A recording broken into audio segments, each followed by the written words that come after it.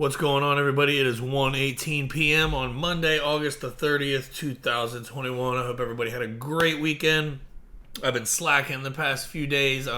It was my wife and I's 2-year anniversary recently, so she took us to a Bill Burr show over at the Hard Rock Casino and Hotel down in Hollywood, Florida, where we got the opportunity to spend every dime we spent with our XRP rewards card through Global ID via Uphold. It was awesome. We got rewards on our gas, our food, her drinks. I don't drink. The only thing we didn't is like ATM withdrawals to get like your vouchers for the slot machines if you're buying chips and stuff like that. That's all like an ATM thing, so you don't get rewards for that. But it was cool. Everything else we spent money on, we did. Super bullish on that. Not going to cover it too deeply because you guys already know. Make sure you are following me here on Twitter at TruePerception3 if you have a Twitter. If you don't, get on and follow me anyway. It'd be awesome. Make sure you like the video, subscribe, hit that notification bell so you don't miss any of the content that gets dropped. And as always, nothing that is said here is financial advice, investment advice, tax advice, or any advice whatsoever for that matter outside of the occasional self-improvement, self-growth style advice, which there won't be any of today, but yeah, whatever.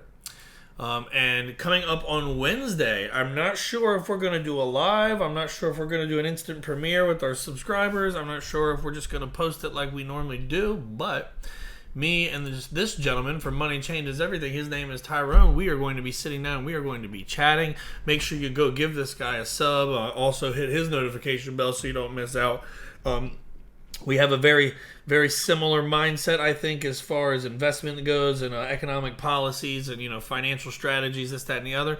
Interesting thing about him is he is not invested in crypto. He goes with some more traditional investments. Not saying he's a traditional investor, just saying the investments themselves are more traditional than crypto, which is not traditional at all. Whereas I am fully invested in crypto, and the only thing outside of that I hold is gold. So it's going to be cool. We're going to put our heads together. We're all about the community, and we want to get some knowledge out to you guys, and I think it's going to be fantastic. We're thinking about possibly turning this into some sort of reoccurring event, maybe episodes, weekly, monthly, I'm not sure. Haven't got there yet, but stay tuned. It's going to be good stuff. In other news, the Kava platform has launched its swap platform now. This is awesome, guys. The APYs that you're getting right now, some of them are like 1,100%. I've seen 900%. It's paid in swap tokens. You have to lock your stuff into liquidity pools. Go check it out. If you're not on the Kava platform, you are missing out. I use one of their lending services instead, where I am earning over 100% on my tokens, and I have put mainly stable coins in there, so my value is not fluctuating, and I am actually getting that APY on my money, not just on tokens. So we're going to run through some quick TA because we have a ton of Ripple XRP business to talk about. That is what this video is going to focus on. So let's just run through this quickly so we can get to that. Cardano has blasted through to all new highs. It is sitting on top of this 100% retracement here, and it is just bouncing around. That is very promising in my eyes. We have Algorand over here, who I have not even pulled a fib on. Imagine that. We will go to the May 8th section. We know that this tends to be popular for me because it's when Elon decided to get crazy. As you can see, Algorand came up and did hit the 618, has rolled over and is building percentage or building support, it looks like, on the 0.38. Keeping an eye on that. We know what Binance Coin's been doing. We go over this every time. Still consolidating between the 618 and the 0.5. Keep in mind, guys, these are percentages. The 702 is 70.2%. This is 61.8%, 50%, so on and so on. In case that's ever confusing you guys, it is the retracement level coming back from the bottom to the top, just to help that make a little more sense. So that's still promising. Everybody's in these retracement levels trying to get into these areas where things happen, and it keeps coming back even though we're getting these little drops. I'm liking it. Bitcoin building a little bit of a flag here. Interesting to see. As you can see, came up, nailed the 702 perfectly, and is consolidating between there and the 618. Hopefully we get a little push upward in the near future. This is the Dow Jones. A lot of people don't think that crypto and the stock market are tied together. I tend to disagree.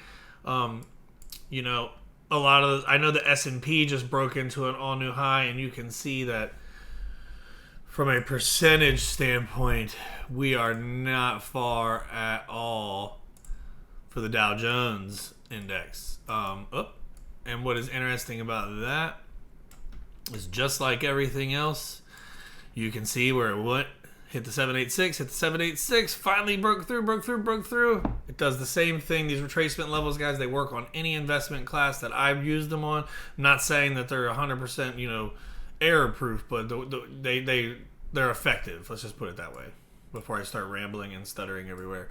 Getting onto Ethereum. Same old story. We got a couple weeks now between the 618 and the 50%. It's not a bad thing, guys. The longer you see these things, this is the slingshot effect. Not financial advice, of course. I'm not doing price calls, but we'll see. I like the way some of these things are building. That's why I'm showing you all of them. It's to build a market-wide narrative, as you can see here. Kava down to the bottom, all new highs, still consolidating up on top of the 100%. Love to see that. It means it's keeping its all-time high for the most part, even though there's a little bit of volatility. Solana, this is like blasting off here. We're well off into, this thing might hit a full extension up into this area. Who knows where this thing's going? You can see what it's doing. Again, though, it's nailing these key areas, consolidating, and then works its way through. And once it does, guys, it takes off. I do find it interesting that it went up and nailed this, and you can see where it had to kind of do its thing to get in there. Here is the total altcoin market cap. Or no, this is the total crypto market cap, consolidating right underneath the 718, guys. You can see it's tapping it almost every day, trying to get in there. Very promising. It's a battle between the bulls and the bears right now. Let's see who wins. Here's the total altcoin market cap. So this is without Bitcoin, which is my favorite chart because I don't own Bitcoin. I own exclusively altcoins. Here you go again. It's the same thing. This one's hitting the 702. It's in my box. You guys know I call this the Action Jackson zone. This is where things happen. The most reactive retracement levels that there are.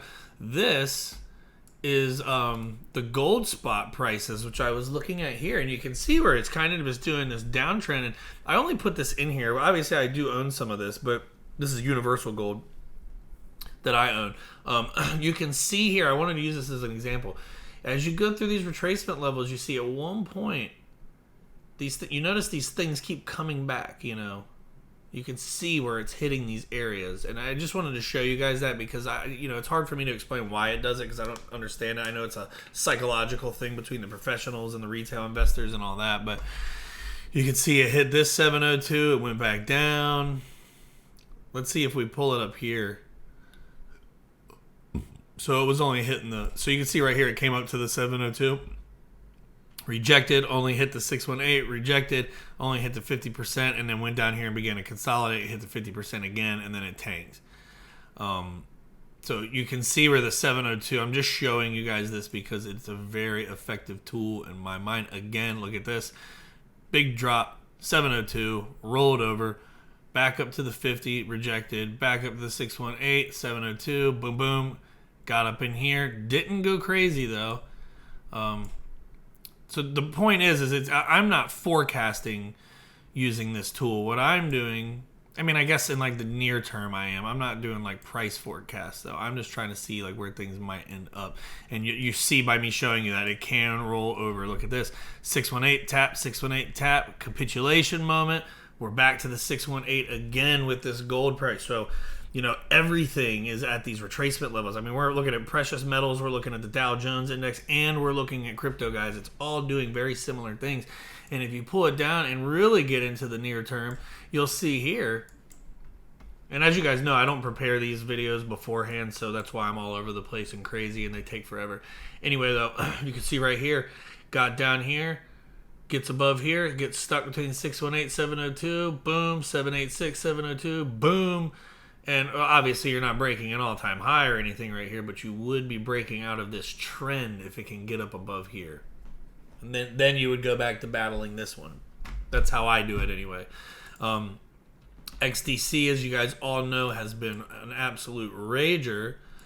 and it is still sitting right on top of that all-time high. It's, you know, it's hanging out there, fluctuating around that area. Still very promising in my eyes. And of course, my favorite, XRP nailed the 702, and you can see it's just hanging out in this range, and we'll see how long that goes. All right, so let's jump into the news.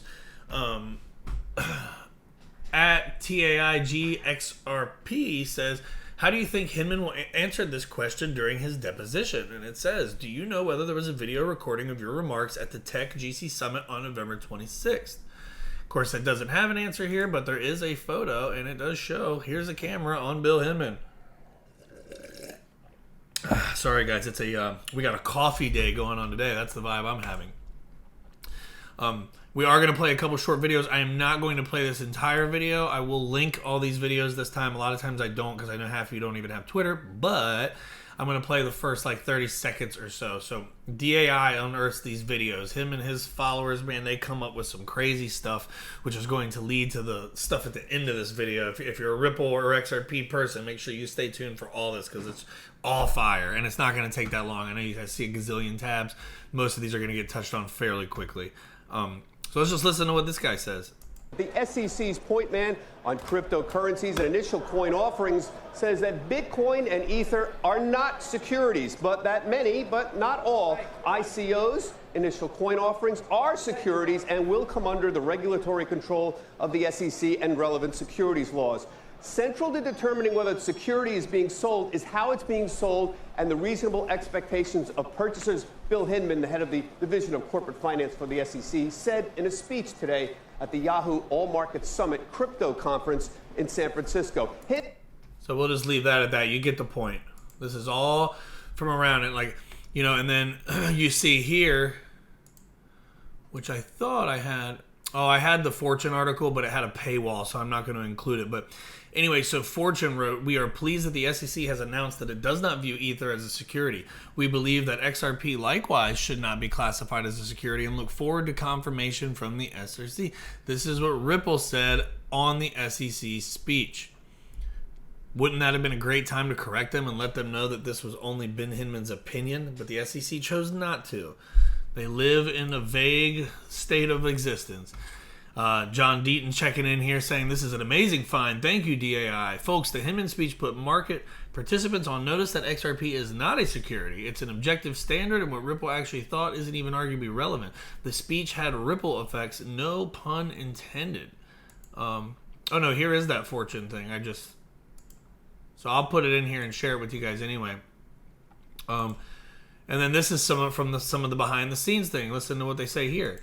I've always suspected that, let me put it this way. I'd always hoped that this is the direction we would go in terms of Ether and its category. There was so much uncertainty, but there's so much writing on what was said this morning that I think it's the right result. An opposite result would send, certainly that network, but also the ripple effect, no pun intended, throughout the rest of the ecosystem. And so categorizing it as not a security is a really great step in the right direction. Yeah, seemed like it. Here we go here. Let me get this off of here. These are not going to be videos. Some of these I'm just going to read you the headlines. So, live, Ether explodes after news about the SEC not classifying it as a security. Interesting, right? We all know that these guys were tied to the Ethereum alliance. They now work for hedge funds that only purchase Bitcoin and Ether, and we're going to get back to that towards the end. Here's Joe Lubin. He says here, implications for Ether itself is that it can continue to trade freely, essentially no disruption. But my personal opinion is that the implications are, well, he says are much more profound. Joe, you're kind of a strange guy. That's all right, but you get on my nerves recently because I know you're bought and paid for. DAI says, now the picture becomes more clear. Turns out the Hinman announcement cleared the way for Ether futures from the president of the CBOE himself. It says the announcement clears a key stumbling block for Ether futures in the case for which we've been considering since we launched the first Bitcoin futures in December 2017. When I saw this, I thought he was referring to the Central Bank of England just because of this. I don't think that there is necessarily a president. I could be wrong. I found these guys who sell futures and all kinds of U.S. equities and stuff. I'm pretty sure this is who they are talking about. And if they are, this guy doesn't work there anymore. I looked him up. He doesn't work there anymore. If it is the Central Bank of England, I'm totally wrong. That's not the vibe I got from a couple quick Google searches. Coinbase added Ethereum Classic to their index just 2 days before the Hinman speech. Stay tuned, guys. This is building a narrative here. 3 days before the speech, they were announcing that they were adding support for Ethereum Classic. So you can see this is 2 and 3 days before they're preparing for this. So we need to know who saw the speech before it was public. And even John Deaton chimes in. He goes, the public has a right to know the identity of every person that received a copy of the Hinman BTC Ether speech prior to June 14th of 2018. Did anyone receiving an advance copy make any trades prior to the speech? How about you investigate that, Gary Gensler? And I agree. You know what? Let me just hop on over here to John's page real quick and give him that. And we're going to jump into where this video comes into play. Where are we here? Here we go. This is Distributed 2018, Navigating Crypto Exchanges. The CEO of Kraken just kind of say, we said Bitcoin and Ether are not securities, so you can trade those without a license. When did they say that? Listen. It seems like the SEC is going to be the regulator for crypto tokens, for the spot market. But it's not clear yet, even from them, which tokens they think are securities or not. So that's still totally up in the air. They've said they want to see companies get registered as broker-dealers or exchanges, but it's not obvious whether, if you get this license, then what tokens does that allow you to trade? They haven't explicitly said that. They just kind of say, we said Bitcoin and Ether are not securities, so you can trade those without a license, but everything else, maybe you need a license, which is not very helpful. I think it's kind of just like reasonably clear. I would say very clear. It seems like. Would you say it's very clear, Gary? The Mr. Burns comparison is really starting to gain traction in my mind the more I listen to you blow smoke at everybody. He's a Goldman guy. I think he was at Goldman for like 15 or 20 years before taking the blockchain professor of blockchain job at MIT, then coming to be on the SEC. So just keep that in mind, guys. The revolving door is a real thing. And then here is something where the DAI's spidey senses were going off. They have been in the tank for Bitcoin and Ethereum for over 3 years. This is May 21st, of 2018, a month before the Hinman speech. I wonder if CNBC had already seen copies of the speech. I wonder. Tom Lee, ex-JP Morgan. Let's see what they were talking about. What on the regulatory front disappointed you? Again, Why was it more negative? I think we need to be nuanced here. If we look at regulatory, we don't want to simply look at what we expect them to announce. I don't think was going to be expected, but it was really understanding how people were shaping their views around regulatory, or how they would interpret incremental data or the lack of incremental data. And, is there an example that you can give us? It sounds a little squishy. Are you talking about things like whether or not Ethereum is a security or Well, I'll give you some examples of the commodity, kind of sidebar conversations that were taking place. One is that, CME, it's great that they're going to have another contract for another cryptocurrency for Ethereum. And the fact that when they finally turn on live is clearly, in some ways, a signal that Ethereum is likely to be viewed as a utility token. So in other words, there's going to be signal in the sense that if CME is actually, when they go live with this contract, it's actually something else. But it's interesting, right? There is something else that just popped up on my Twitter right now. We are going to open this up to DAI's page. 2 minutes ago, it says. You can see here, he's breaking this stuff down, guys. I'm not going to get into what BitBoy's saying. I'll go watch that later. I'm sure he's just raging about how XRP is about to be settled. I'm not going to be too interested in that. But listen here. So first we have... Oh, no, excuse me. I went to the wrong one. I do apologize. Right here. Apparently, Consensus thought Hinman was speaking on behalf of the SEC just like everybody else did. We applaud the clarity provided by Director Hinman and the SEC today. Consensus looks forward to continuing to engage with regulators around the globe to promote responsible adoption of this transformative technology. There's old Joe Lubin again. Moving on. The SEC Ripple hearing is tomorrow, guys. Hinman told the court his speech was his personal opinion. What if we find out the speech contents were communicated to Coinbase, who in turn listed Ethereum Classic? This is a few days before the speech. Listen to Brad. It's 2 days before the Hinman speech. Coinbase announced they're going to list Ethereum Classic. So I think they're moving forward with those things. Yes, they were moving forward with those things. And then here is what it says. What does the SEC do besides give their own personal opinions? And DAI says they sue you when you point to their personal opinions as guidance. And just listen to this, guys. Before my fellow commissioners and I each provide our opening statements, I'd like to give our usual disclaimer, which is that each of us will be providing our own views and remarks, which do not represent those of the SEC or our fellow commissioners. Something not so newsworthy, I'm going to remind you that my remarks are mine alone, not necessarily those of the commission, the commissioners, or the staff. Before I go any further, I should say that the comments I'll make today are my own, not those of the commissioner or any other staff members. Before I begin, I'd like to note that my views are my own and not speaking on behalf of the fellow commissioners or staff. That's a standard language that you've probably heard in the past. So let's go to rulemaking. It is, of course, one of our key functions.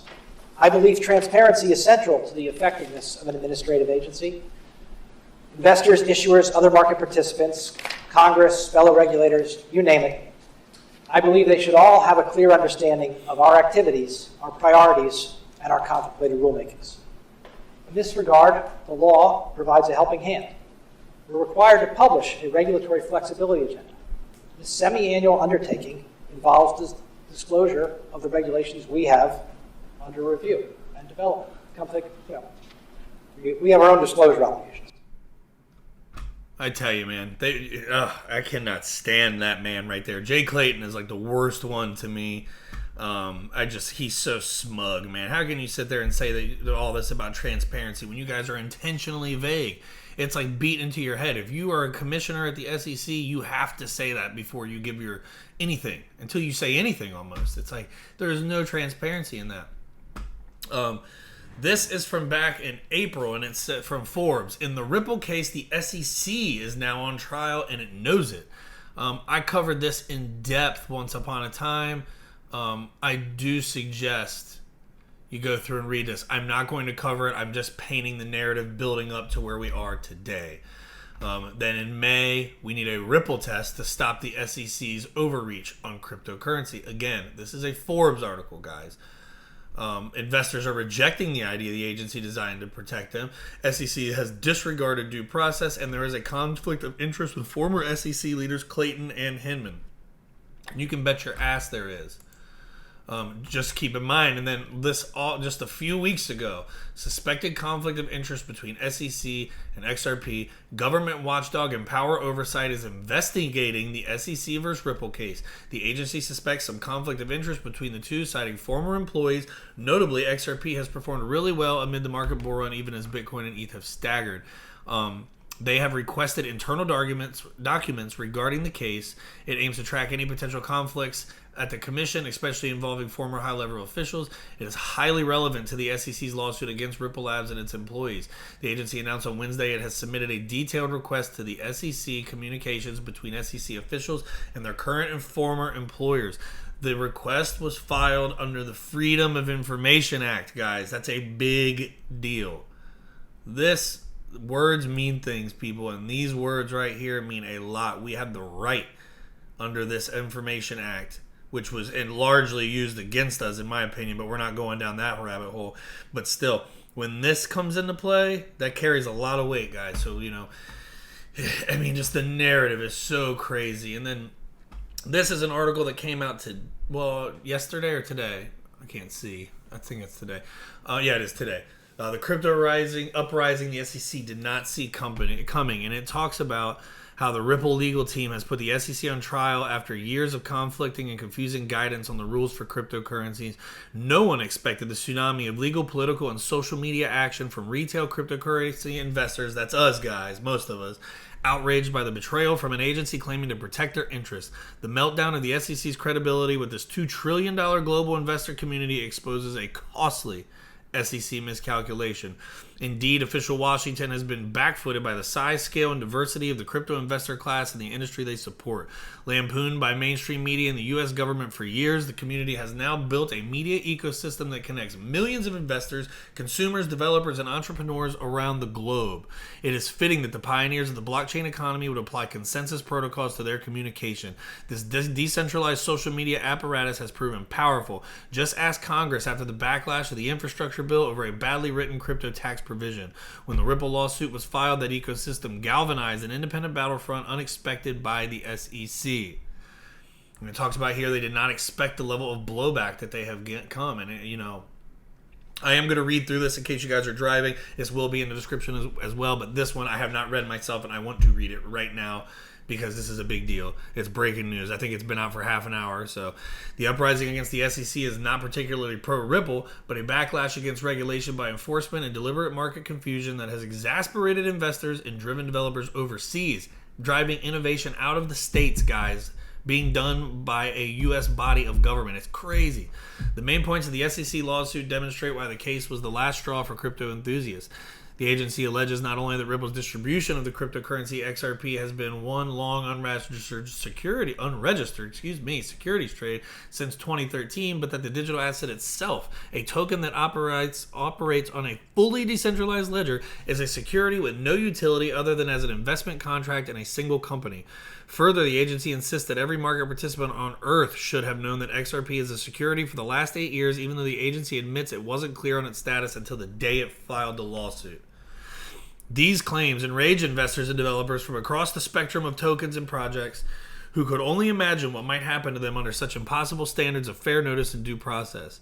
Anyone could be next without warning. Many point to the 2018 speech by then SEC Director of Corporate Finance William Hinman, where he outlined how the Ethereum token Ether is not a security and used criteria that could even more convincingly be applied to XRP. After all, Ethereum held an unregistered ICO in 2014 with no repercussions, while Ripple has never held an ICO and got sued. Ripple was all pre-mined.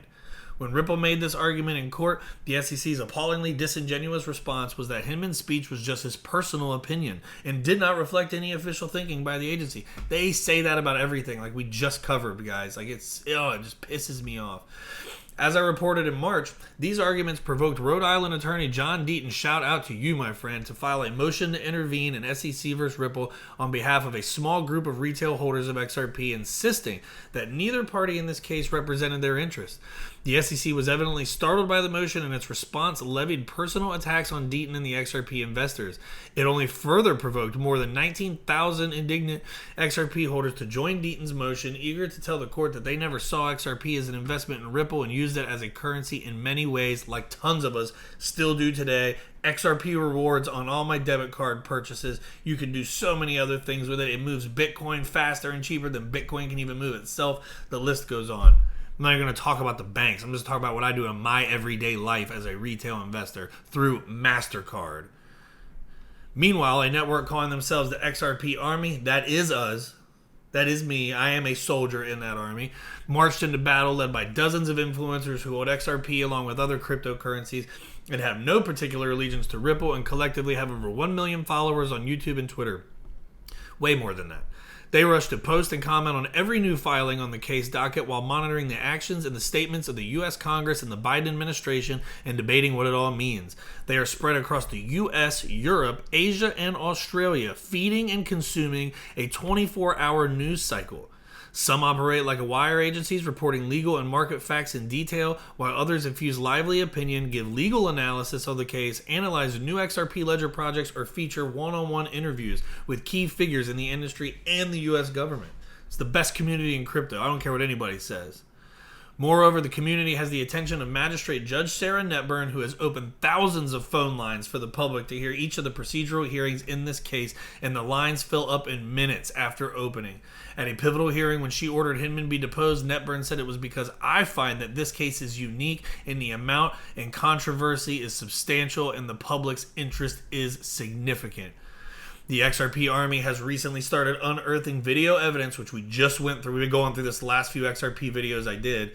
I lost my spot. Video evidence of regulatory misconduct that strikes at both the SEC's case and its public credibility over and above what Ripple has presented in court. One video shows Hinman making it clear his 2018 speech was indeed intended to give or to guide the markets and reflected our thinking at the SEC, contradicting both an affidavit and his deposition. More recently, several embarrassing videos of then SEC Commissioner Robert Jackson have surfaced. He's the used car salesman guy I like to show you guys. Have surfaced showing him energetically asserting that not only Hinman's speech was market guidance, but that all such guidance was intended by then Chairman Jay Clayton as regulatory clarity in place of slow-moving formal rulemaking. In another, Jackson insists that Clayton viewed all ICOs as securities, throwing more scrutiny on Hinman's speech and the SEC's inaction with Ethereum's ICO. Another video of the 2019 conference shows Hinman's then deputy at the SEC, Amy Starr, and Coinbase counsel Dorothy DeWitt indicating that the exchange and the SEC have a framework on whether to list certain tokens or not based on their status as unregistered securities.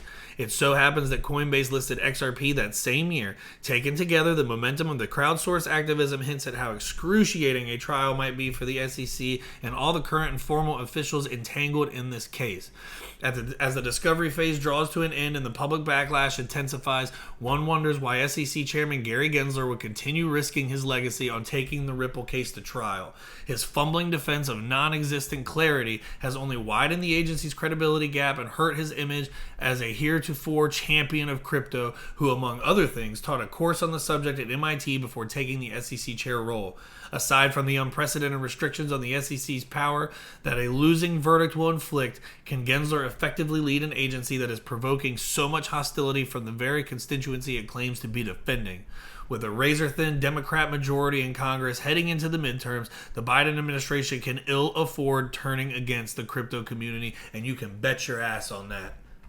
I'm fired up. Oh, man. Woo! And just remember, guys, one of the telephonic conferences will be tomorrow at noon. Here is some information for you if you would like to get on that. Usually, I think it allows 4,000 people in. I don't see if it lists that number, but you can go check it out. Just remember, do not live stream it via recording, via video, anything like that. Don't record it. That is a federal offense, and we want to respect the judge in this case, especially as Ripple, XRP, and crypto enthusiasts. We do not want to provoke them. She has been very fair, and to be honest, I think she has really kind of leaned towards Ripple the entire time because the SEC is just full of shit, and she sees it. She's not you're a judge. Like, she's not a stupid lady. Let's be real. And with that, guys, I'm going to end the video. That last article has me fired up, and I need to get out of this chair and move around. I will see you guys on the next one. Be sure to tune in. Obviously, I can't record it, but if I am home and not busy, I do like to go live on my YouTube channel and follow one of the many channels that will basically be transcribing the entire hearing as it goes on. That way we can get some live updates on what's going on. I love the judge just gets on the SEC because they interrupt her and they act like it doesn't matter, and like it's just amazing. I love this stuff. Yeah, trial of the century, guys. Whatever. I'll see you guys on the next one.